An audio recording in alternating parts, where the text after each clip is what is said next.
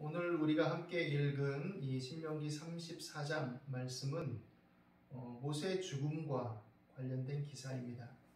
모세가 죽음을 맞이하게 되었다라는 것, 그것은 모세가 병들고 나이 많고 늙어서 이제는 기력이 쇠하고 아무것도 할 수 없어서 죽었다는 것을 의미하진 않습니다.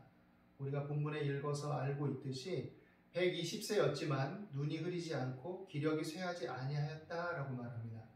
그럼에도 불구하고 하나님께서 모세에게 그의 삶의 중지를 원하시고 또 그렇게 명하시고 그의 생명을 걷어가신 의미는 무엇이냐?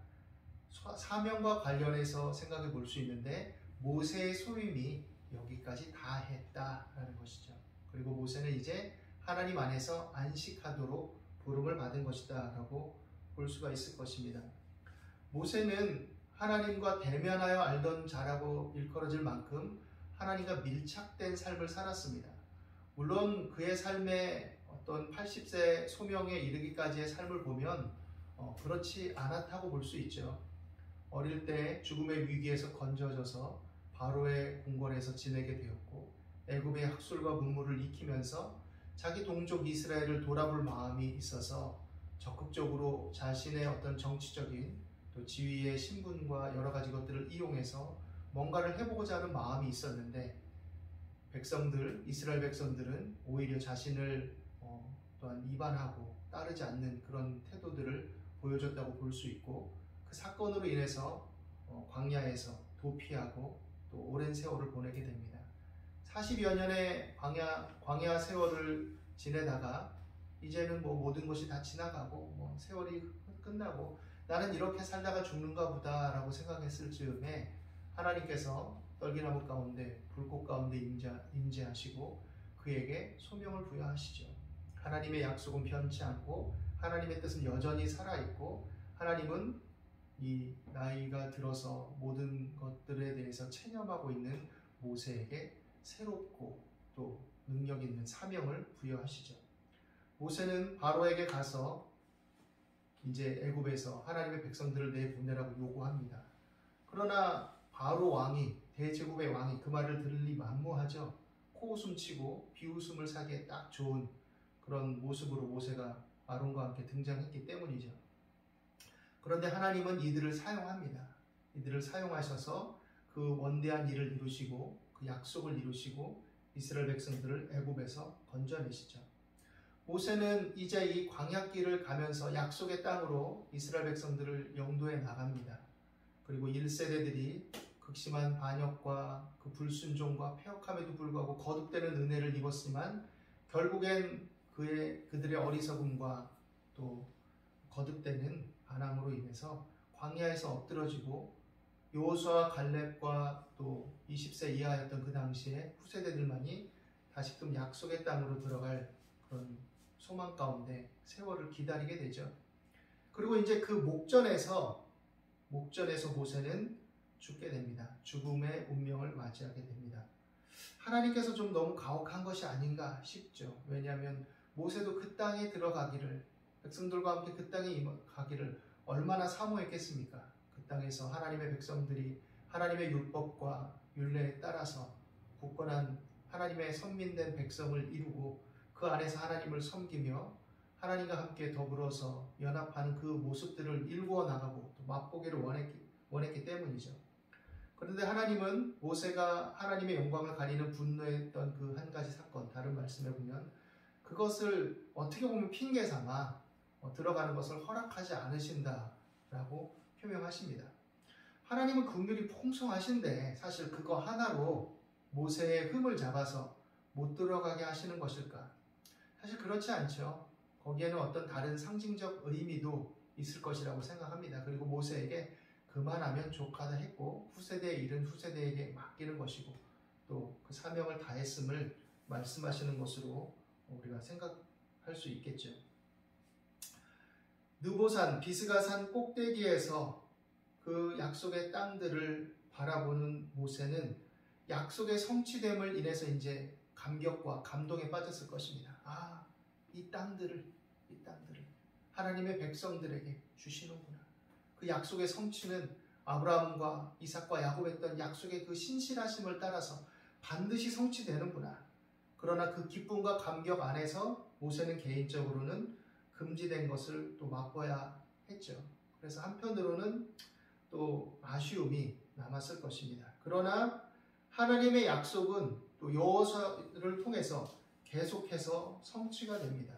하나님께서 모세로 하여금 여호수아에게 안수하고 그 권한을 위임하게 하죠. 그래서 모세는 죽지만 하나님의 언약과 율법은 영원하다는 것을 분명히 나타내 주십니다.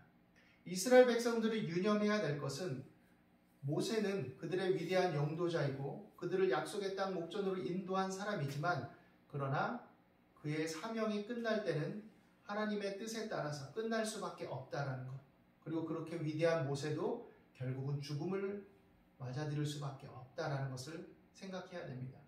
물론 이제 여호수아라는 또 다른 뛰어난 지도자를 통해서 그들이 약속의 땅에 들어가게 될 것이고 또 그곳에서 정주하게 될 것이지만 그러나 하나님의 지혜가 충만했던 여호수아도 결국엔 그 권한과 또 그 사명이 끝날 때가 다가온다라는 것을 백성들은 생각했어야 되는 거예요. 아무리 하나님의 지혜가 충만한 지도자였다 할지라도 그것은 멈출 때가 오는 거죠. 사람으로서는. 그럼에도 불구하고 하나님의 언약과 율법은 영원하다는 것을 계속해서 이스라엘 백성들은 상기해야 됩니다. 율법, 하나님의 뜻을 알고 적용하는 능력으로서의 하나님의 지혜는 하나님을 경외하는 자들에게 충만하게 임할 것이고 부어질 것이고 또 그와 같은 자들을 통해서 하나님을 섬기는 도를 가르치시고 인도하실 것을 분명히 나타내 주시죠. 그러나 이스라엘 백성들의 역사를 보면 그러한 믿음의 연속성을 하나님의 경외하는 도의 연속성을 가지지 못한 것으로 우리는 알고 있습니다. 성경을 통해서. 모세가 죽을 때 이제 성경에 보면 그 후에는 이스라엘에 모세와 같은 선지자가 일어나지 못하였나니 모세는 여호와께서 대면하여 아시던 자요 여호와께서 그를 애굽 땅에 보내사 바로와 그의 모든 신하와 그의 온 땅의 모든 이적과 기사와 모든 큰 권능과 위엄을 행하게 하심에 온 이스라엘의 목전에서 그것을 행한 자이더라 라고 이렇게 평가를 합니다. 모세와 같은 선지자가 그 후에는 일어나지 못하였다. 이 신명기 말씀이 기록되고 또 읽혀지고 또 편집되는 그 시점 속에서는 그렇게 평가가 되고 있습니다. 그런데 신명기 18장 15절에 보면 모세와 같은 선지자가 결국엔 등장할 것이 예언되고 있습니다. 모세가 친히 하나님의 감동을 받아서 이스라엘 백성들에게 뭐라고 말했냐면 내 하나님 여호와께서 너희 가운데 내 형제 중에서 너를 위하여 나와 같은 선지자 하나를 일으키시리니 너희는 그의 말을 들을지니라 했습니다. 나와 같은 선지자 하나라고 일종의 관용적인 표현으로 명백하게 얘기합니다. 그리고 이것의 연속성 속에서 이스라엘 백성들에게 이제 그 어떤 하나의 모델과 전형으로서 간간히 하나님께서 쓰시는 일꾼들을 일으켜 주시긴 하시죠. 그러나 이스라엘 백성들이 하나님을 경외하는 도를 잃어버리는 그 역사의 연속성 속에서 결국 그들은 큰 아픔과 고난과 어려움을 당하게 되는 것을 우리는 봅니다.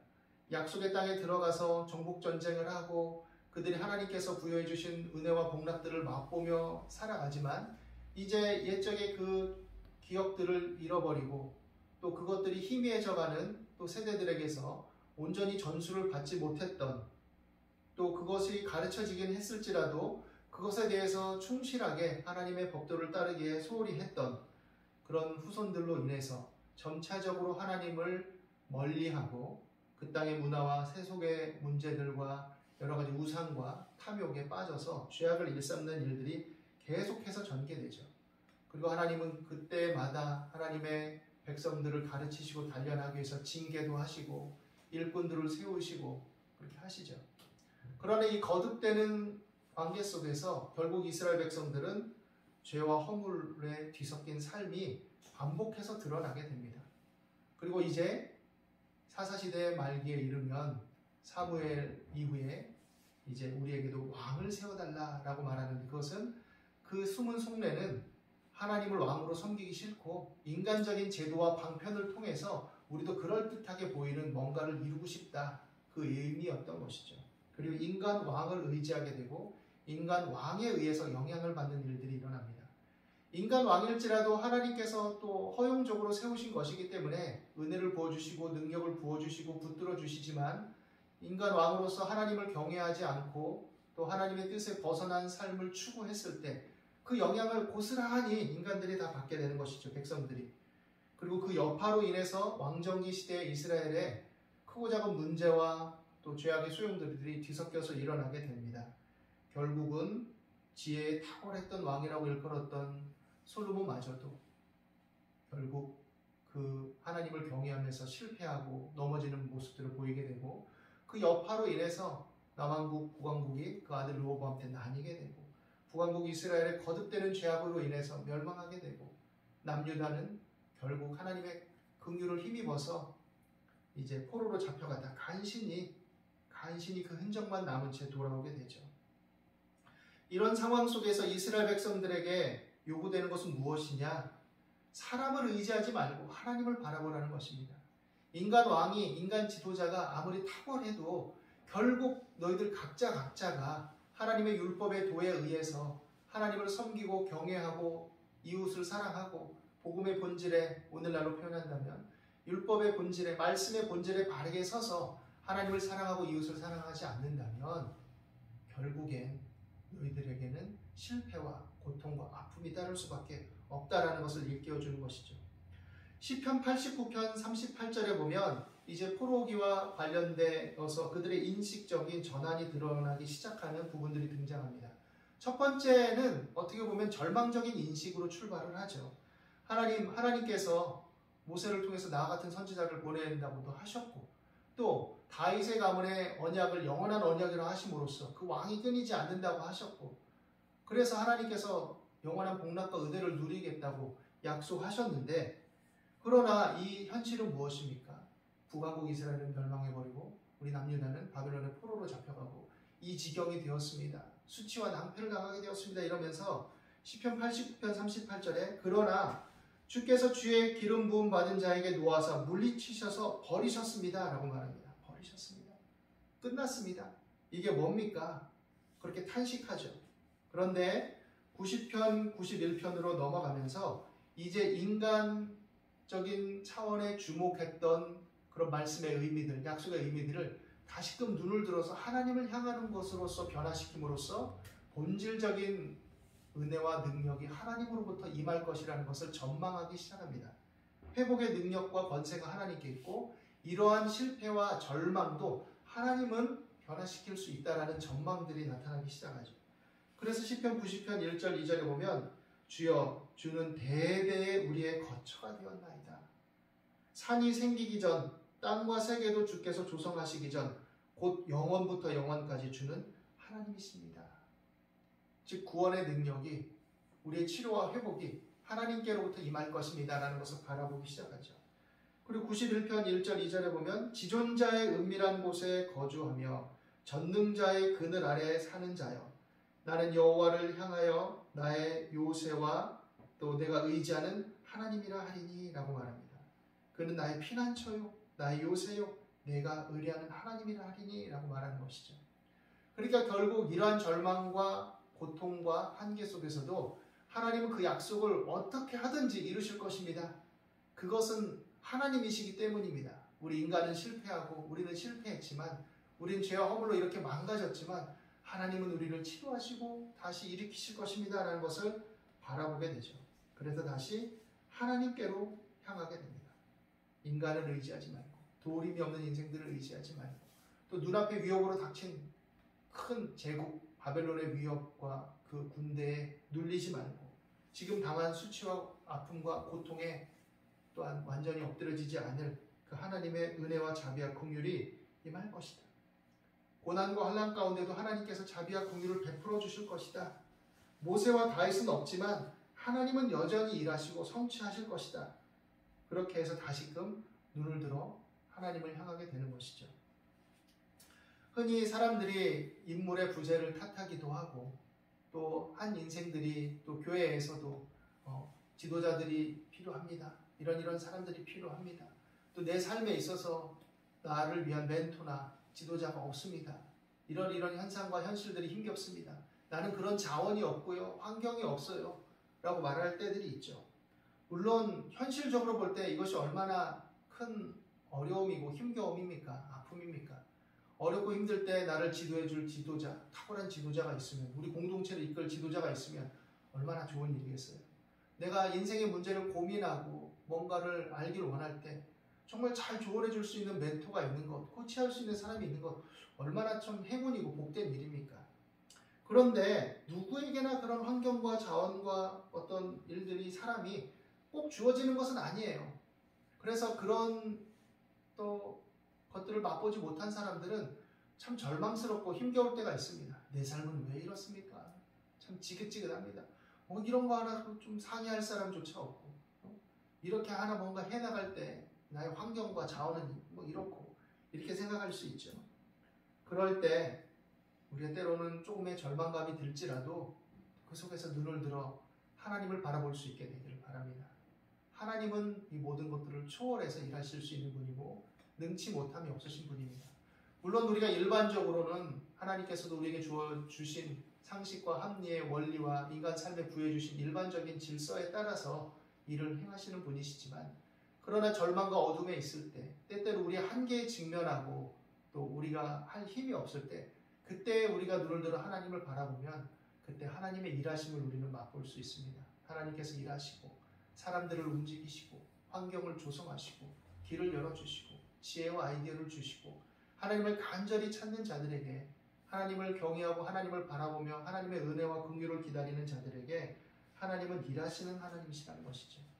하물며 우리의 죄와 허물에도 불구하고 긍휼을 베푸시는 하나님께서 또 우리가 삶의 여러 문제들 속에 하나님을 바라보고 일어서기를 원할 때 우리를 결단코 외면하지 않으실 것이라는 것은 분명한 사실입니다. 예수 그리스도라도 아끼지 아니하시고 너희 주신 하나님께서 이 모든 것을 너에게 아끼시겠느냐 하신 말씀과 같이 우리 삶 속에서 언제나 하나님을 바라볼 수 있게 되기를 바랍니다. 우리 삶에는 모세의 죽음이 얘기해 주듯이 여호수아의 그 탁월했음 이면에 어떤 백성들의 거듭되는 실추와 또 그 이후에 전개되는 많은 문제와 모순들 속에서 여러 일들을 우리가 볼 수 있듯이, 사람은 실패하고 허물이 있고 약함이 있고 한계가 있지만 그러나 하나님은 그 모든 것들을 뛰어넘어 일하시는 분이며 그런 자들을 끝까지 붙들어 주시고 그럼에도 불구하고 긍휼히 여기시며 이끌어 가시는 하나님이시라는 사실을 기억하면서 그 은혜에 합당한 믿음의 열망으로서 하나님을 경외하고 바라보고 의지하며 또 하나님의 도움을 구하는 그런 삶이 되기를 바랍니다. 그럴 때 하나님께서 절망이 변하여 소망이 되게 하시고 또 한계가 변하여서 오히려 어떤 발돋움이 되게 하시고, 우리 눈에 보기에는 길이 닫힌 것 같아도 길을 열어주시고 막막한 것 같지만 그러나 그 막막한 가운데 숨통을 열어주시고 길을 내시는 하나님이시라는 것을 만나고 체험하게 될 것입니다. 여러분, 어떤 순간과 상황 속에서도 늘 기도하고 하나님께 구체적으로 도움을 아뢰고 하나님을 의지함으로써 그 기도와 그 마음의 간절한 소망을 통해서 일하시는 하나님을 맛보며 체험하게 되기를 바랍니다. 이것이 신앙의 어떤 근거가 되는 것이고 신앙의 능력이 되는 것이고 증명이 되는 것임을 우리 삶을 통해서 맛보고 증거하며 열매 맺는 저와 여러분이 되시기를 예수님의 이름으로 축원합니다. 기도하겠습니다. 아무것도 염려하지 말고 오직 모든 일에 기도와 간구로 너희 구할 것을 감사함으로 하나님께 아뢰라. 그리하면 모든 지각에 뛰어난 하나님의 평강이 그리스도 예수 안에서 너희 마음과 생각을 지키리라 하신 말씀을 믿습니다. 하나님, 우리 삶의 문제들을 주님께 맡기며 의지하며 담대히 전진하게 하옵소서. 우리에게 주어진 것 속에서 우리가 최선을 다해도 때때로 막막하고 답답할 때가 있습니다. 하나님, 그럴 때 하나님께 맡기고 의뢰하며 하나님의 도움을 구하며 적극적이고 능동적으로 살아가게 도와주시고 하나님의 손길을 맛봄으로써 기쁨과 감사와 또 아버지 하나님의 무더운 여름의 시원한 냉수와 같은 즐거움과 또한 상쾌함을 맛볼 수 있도록 인도하여 주옵소서. 오늘도 우리 가운데 역사하시고 함께 하심을 믿습니다. 감사하며 예수님의 이름으로 기도드립니다.